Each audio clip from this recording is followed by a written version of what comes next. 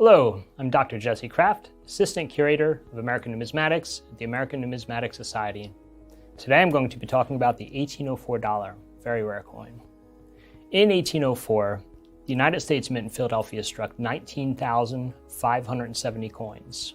This example, however, is not one of them.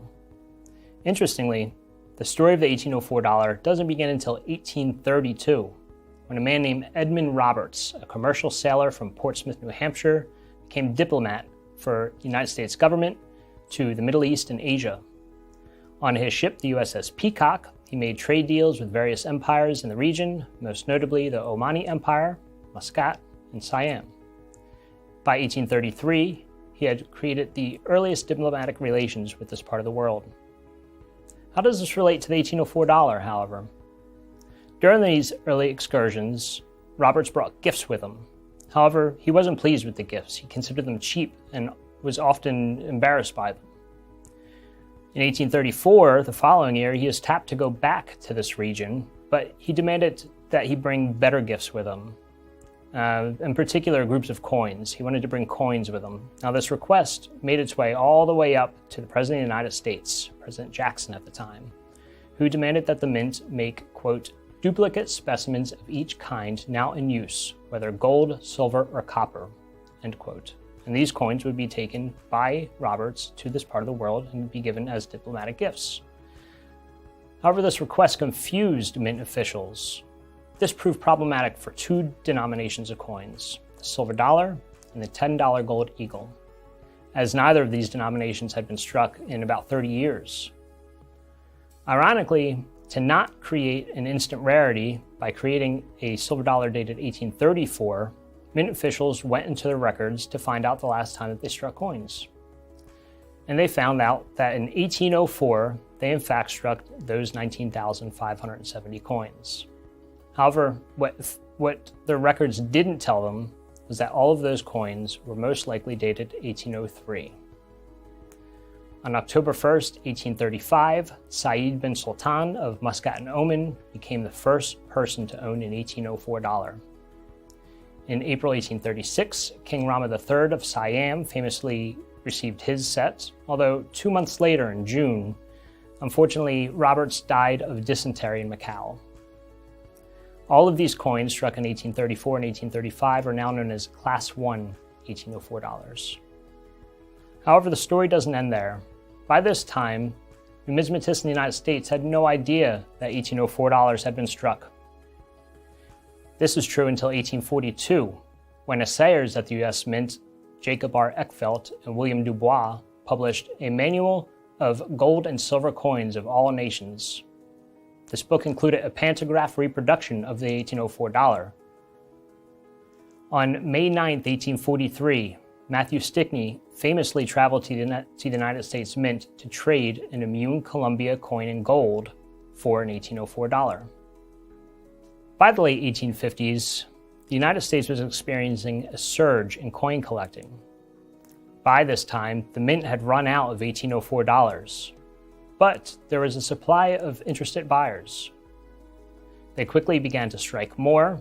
They were caught. This caused a giant uproar and a subsequent congressional inquiry. Needless to say, this led to a halt in coin sales. During that time, 5 coins were sold, only 4 were recovered, 3 were destroyed, and that last specimen was placed in the mint cabinet. These coins, struck in 1858 and 1859, are now known as Class II 1804 dollars. However, after the dust settled, the mint began to quietly sell more coins. The dies existed until 1869, when they were officially destroyed, although coins were sold through the 1870s. These coins, struck in the 1860s and 1870s, are now known as Class III 1804 dollars. There are physical differences between Class I, Class II, and Class III dollars.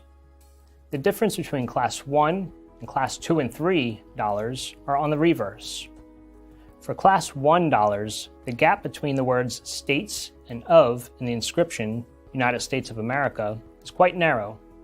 However, for Class II and Class III dollars, this gap is noticeably wider. Since Class 2 and Class 3 dollars share the same reverse die, the difference between those types of coins are found on the edge. For Class 2 silver dollars, the edge is plain, while on Class 3 dollars, the coins exhibit a lettered edge.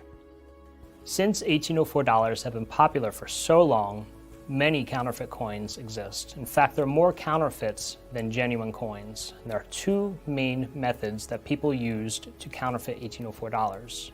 The first was to take a genuine coin of another date and change the last digit into a 4. The second is to make a cast counterfeit. Both types are very common today.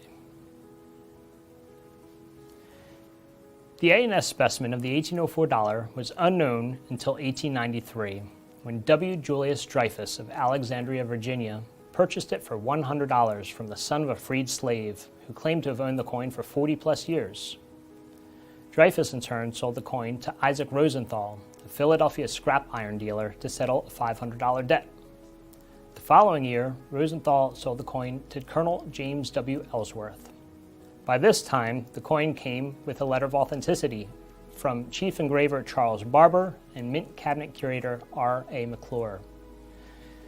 Superintendent Oliver C. Bosbyshell acted as agent for this sale. Ellsworth owned the coin for more than 30 years until 1923, when Waite Raymond and John Work Garrett purchased his entire collection intact. The following year, Raymond and Garrett sold the coin to Farron Zerbe, with the Guttag brothers serving as agents. This coin then joined Zerbe's Moneys of the World exhibit for about 5 years until 1929, when the entire exhibit went to the Chase Manhattan Bank Money Museum. There it sat for about 50 years until 1979, when the Bank Money Museum closed down and the entirety of the contents were supposed to go to the Smithsonian Institution. Fortunately, numismatist Eric P. Newman recognized that the Smithsonian already contained all 3 classes of 1804 dollars and didn't need a 4th example. He was able to secure the coin for donation to the American Numismatic Society in 1979. So why the 1804 dollar? This coin combines several different facets of American history, from early U.S. economic expansion into the Middle and Far East in the 1830s to the numismatic explosion as a hobby in the 1850s. The coin was at the center of a scandal at the U.S. Mint in the 1860s. Later became one of the first coins to sell for $1 million at public auction. For years, it's been known as the king of American coins. Its rarity, beauty, and great story make this one of our greatest coins.